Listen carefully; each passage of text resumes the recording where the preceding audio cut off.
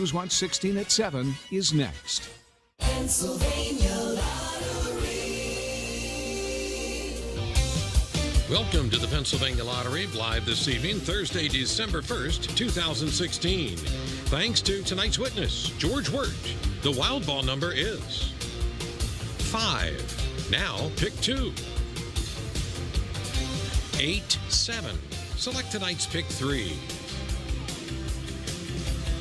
0, 2, 7. Now select a pick 4. 6, 5, 4, 2. Pennsylvania Lottery drawings are independently audited by Ackroyd and Associates. Next, pick 5. 4, 1, 1, 7, 4. And now cash 5. The numbers are 11, 24, 13, 21, 31. And now the Match 6 Lotto. Draw the 6 winning numbers now. 45, 41, 15, 30, 33, 36. Thanks for playing the Pennsylvania Lottery. Benefits older Pennsylvanians every day.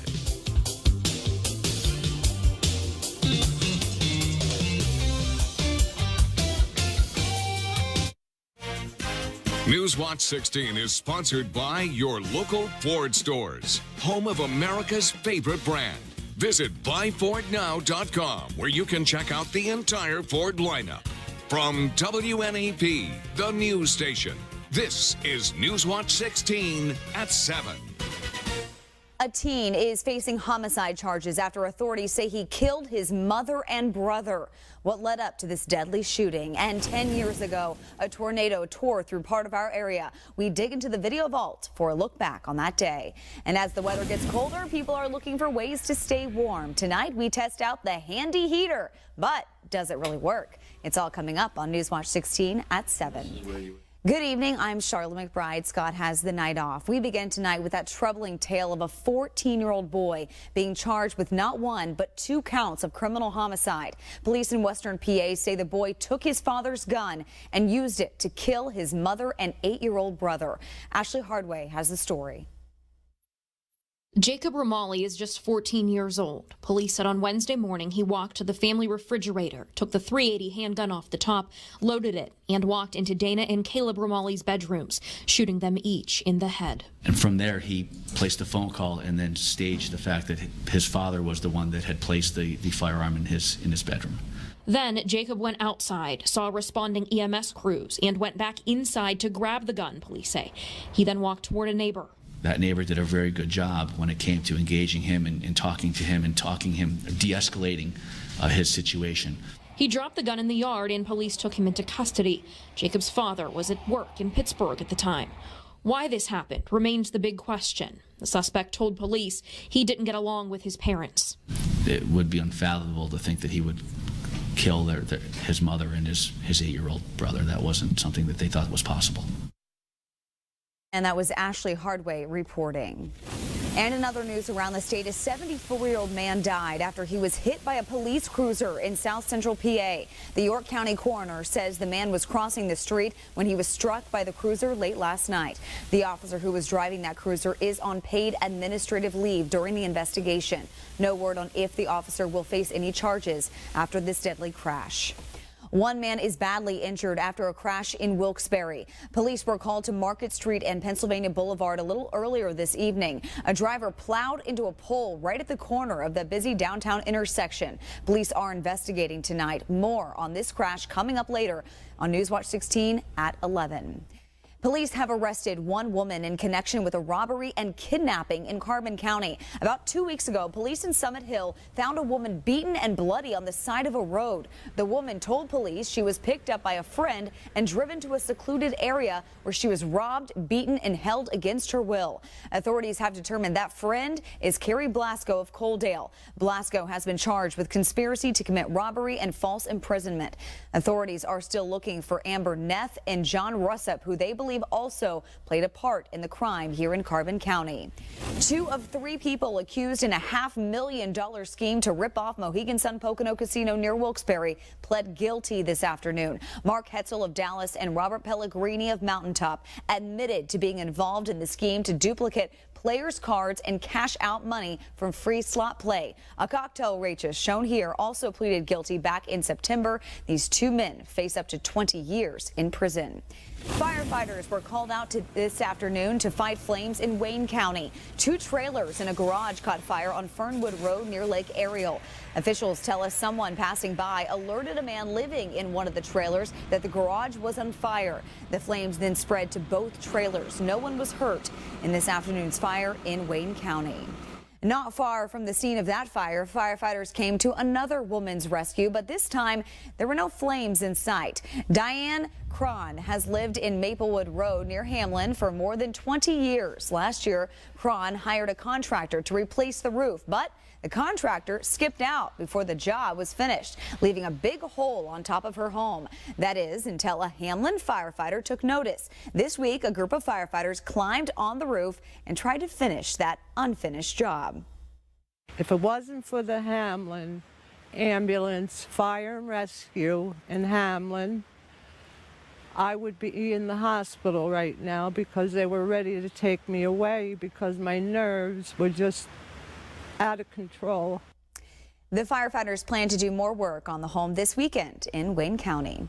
Police protection will change in the new year for a borough in Lackawanna County. Clark's Green Borough Council voted last night to contract Clark Summit Police for 5 years. South Abington Township's police department has patrolled Clark's Green since 1984. But starting in January, Clark Summit Police will take over, saving Clark's Green about $400,000. And a heads up for drivers in part of Luzerne County. Interstate 80 westbound at the junction of I-80 and I-81 is scheduled to close tonight at 11 p.m. A detour will be in place while crews set beams as part of a bridge replacement project. Interstate 80 is slated to reopen tomorrow morning here in Luzerne County.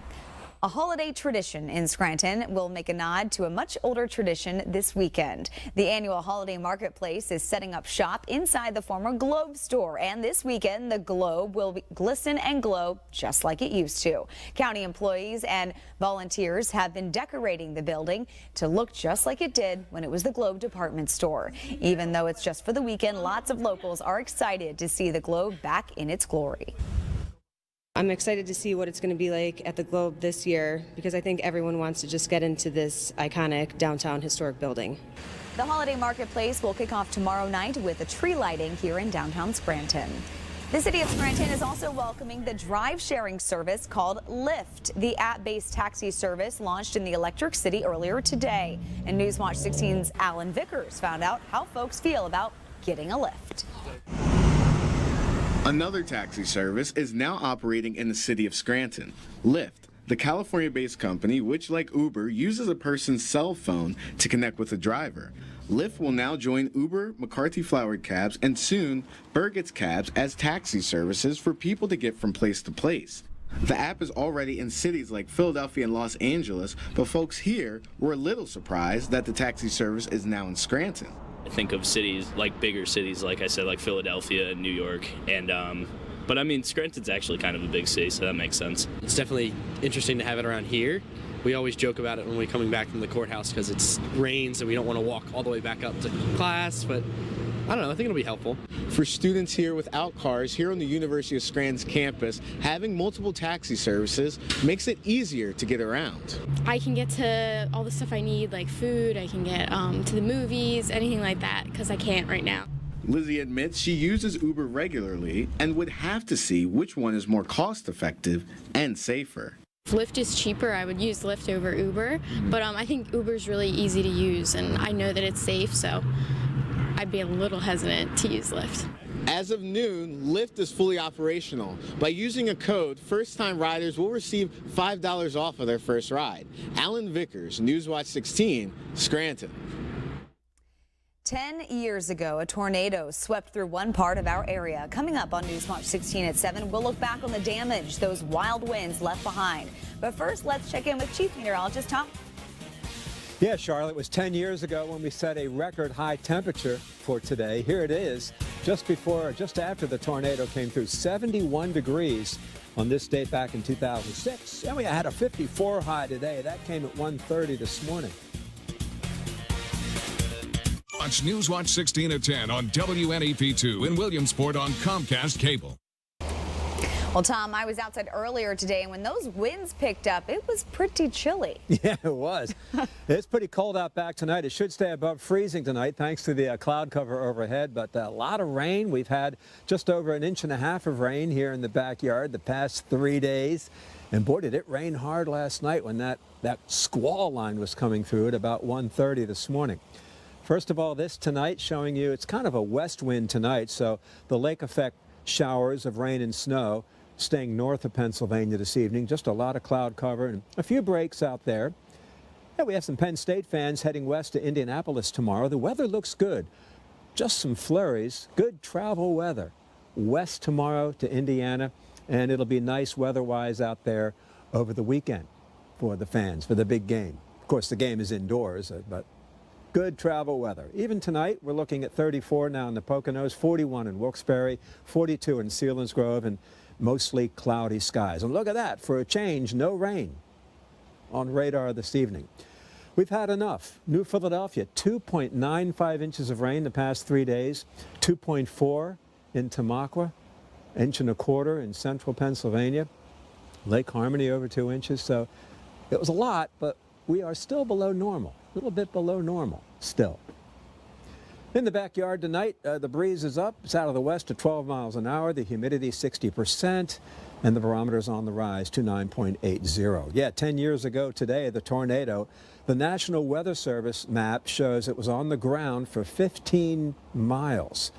First touchdown at 5 p.m. just west of Dorrance. The wind's estimated to be 115 to 157 miles an hour with that EF2 tornado 10 years ago today when it was warm and humid and wind shear. The jet stream was right over us.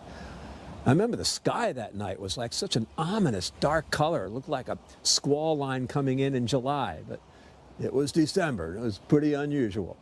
Well, tomorrow then at 7 a.m., no travel issues, mostly cloudy skies, and then by later tomorrow, the wind will veer a little north of west, and so some lake effect moisture will begin to feed in, and there'll be some scattered snow flurries and sprinkles later in the day into tomorrow night, it looks like.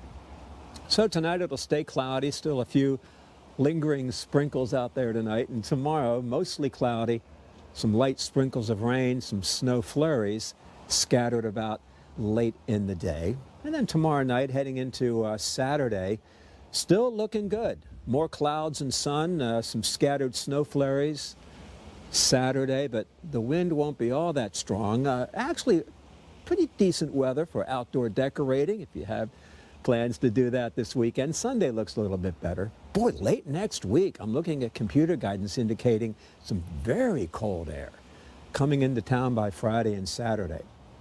But for this weekend, we're looking at partly sunny. Sunday will be a pretty decent day.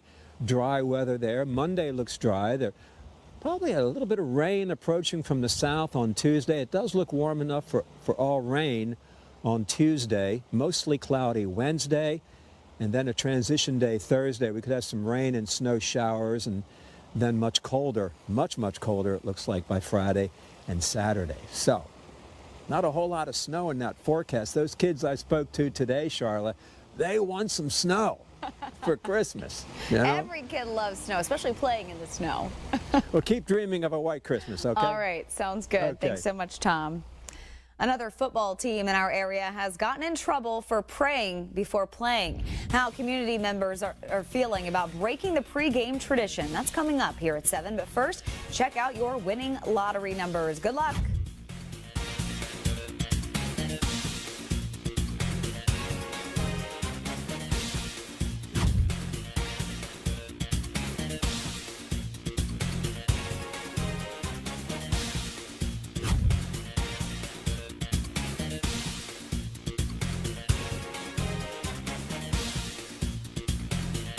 Pennsylvania Outdoor Life, your window to Northeast and Central Pennsylvania's great outdoors. This week on Pennsylvania Outdoor Life, we'll take a look at the opening week of the deer season. The butcher shops are filled to the brim, and the taxidermists are mounting some huge Pennsylvania trophies. Plus, we've got some holiday gift ideas for the sportsman in your life. And it's only on WNEP. Don't miss Pennsylvania Outdoor Life, Sunday at 6:30 on WNEP. Watch Newswatch 16 at 10 on WNEP2 in Scranton on Comcast Cable. 10 years ago today, a tornado touched down in the mountaintop area of Luzerne County. The wicked winds caused more than $1 million worth of damage. And for many, the memories of the damage and destruction are still very fresh. Took a ride around, then you seen the damage. You know, you seen that house up here where it got hit. Then you seen all the trees as you ride down South Main. You see all the trees ripped up. The best way I could explain, like, it was really crazy. Like, you know, you see the movie Twister from years ago, and it's like it was almost like that. Like, wow.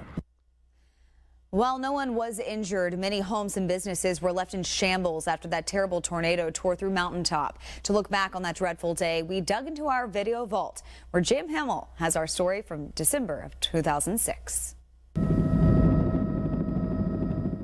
In the calm after the storm, Skycam 16 takes to the skies over Hobby in Luzerne County. It's here experts think the tornado first unleashed its fury on our area. Tops of trees sheared off by the forceful winds. Luckily, this house is still standing. But the twister was just getting started on its path of destruction. Next, Skycam 16 makes its way to Rice Township, another community rattled by Mother Nature's force. Take a look at this mobile home cut in half by a tree. Luckily, the homeowner made it out alive, but the December tornado didn't stop there. It touched down here in Mountaintop, uprooting trees and leaving folks with no other option than to patch the damage for now. And at the Crestwood Junior-Senior High School, you can see where those strong winds peeled back parts of the gym's roof. Not to mention the gaping hole in Mr. Z's supermarket in Mountaintop. The damage done keeps the grocery store out of commission. But perhaps the most telling picture of how Friday's tornado turned lives upside down can be seen looking right into this bedroom. Jim Hamill, Newswatch 16, Luzerne County. Well, during the winter months, we are always looking for ways to stay warm. Coming up, Kurt Aaron tests out a compact but powerful heater. But does the handy heater really work? Well, we will find out coming up on Newswatch 16 at 7. Anytime you see news happening in Pike County, call our news tip hotline at 1-800-533-NEWS or in Pike County, dial star 1616 on your Verizon cell phone.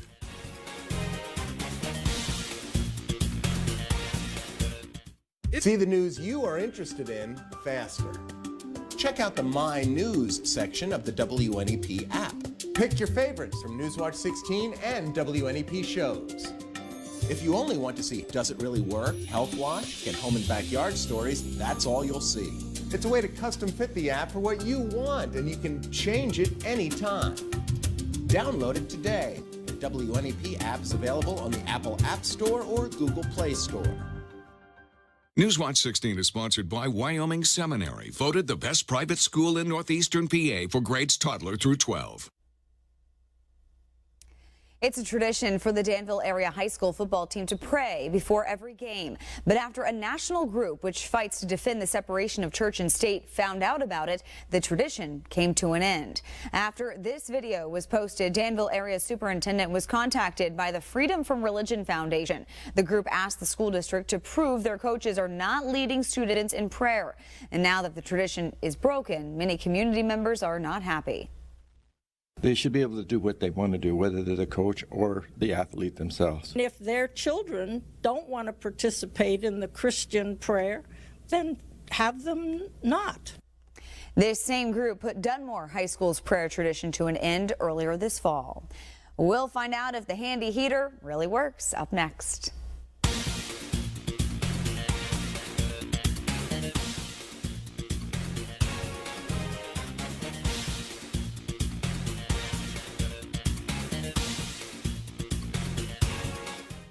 Newswatch 16 and more at WNEP.com. Coming up on Newswatch 16 at 11, since the election has ended, the Talkback team has been getting calls on a variety of topics. That's until our inbox was inundated with gripes and groans about this sport. The perfect subject for this week's Talkback feedback was hard to miss. Don't miss Talkback feedback tonight on Newswatch 16 at 11. Well, have you heard of a new product called the Handy Heater?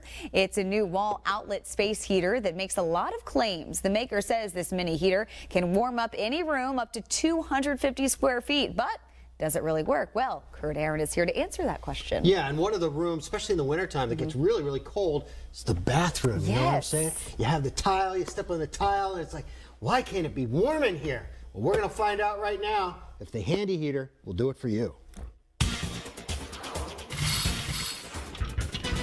This is the Handy Heater, and the maker claims this compact yet powerful ceramic heating element provides incredible warmth without taking up space. Simply plug directly into any 3-prong outlet and turn it on. It's that easy. No more messy cables. And it also has an adjustable thermostat, which you can set from 60 to 90 degrees for personalized comfort. The 2-speed fan circulates the air to keep you cozy and warm. And it also has a 12-hour programmable timer that lets you warm up a room before you even go in it. The digital LED display is easy to read, and the heater is quiet.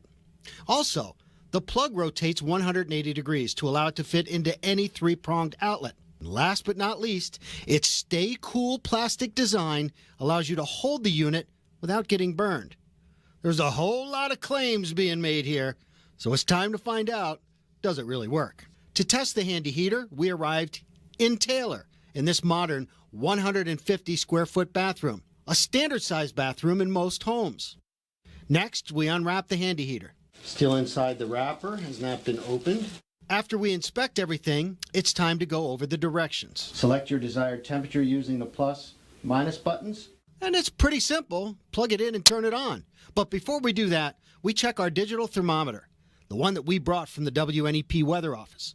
It's fluctuating between 70.5 and 70.6 degrees. We then compare it with the home thermostat, which reads 71 degrees. Now, the home thermostat doesn't show the air temperature in tenths of degrees, like the one we brought from WNEP. It does give us proof our equipment is in line with one another. Now, the moment of truth. I'm going to go ahead and turn it on.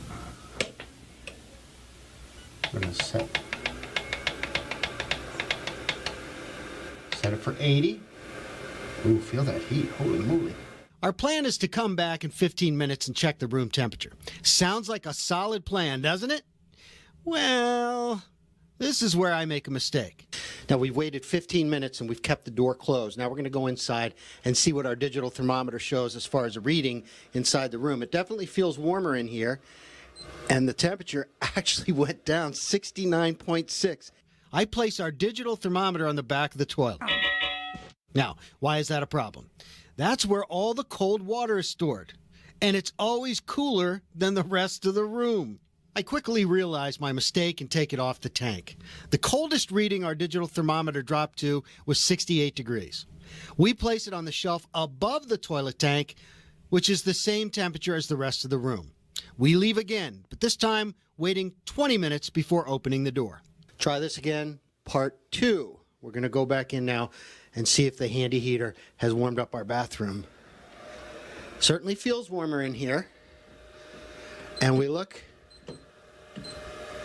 74.2. That's up from 68 degrees when we walked out 20 minutes ago. We even tested it a third time after our digital thermometer had reached air temperature, and this little Handy Heater kept making the room warmer and warmer. After running nonstop for 45 minutes, I was actually able to pull it from the wall, hold it in my hands. The metal faceplate was a little warm, but not bad. The rest of the unit was cold to the touch. We really like the Handy Heater, and we give it thumbs up.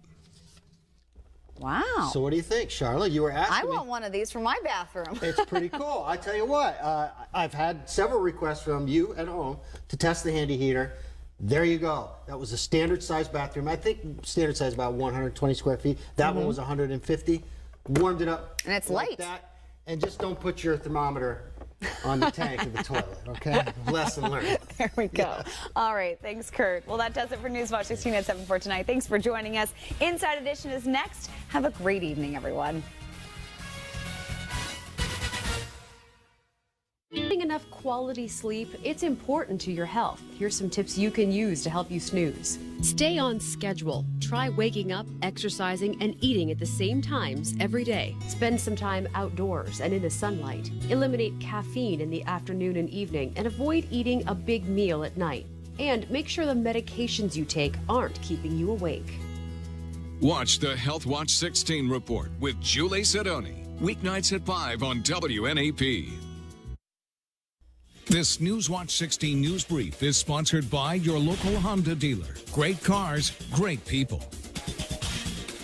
Good evening, I'm Charlotte McBride. Tonight on Newswatch 16 at 11. Imagine decorating a commode, then gifting it to your neighbors. We'll show you the festive porcelain throne at 11.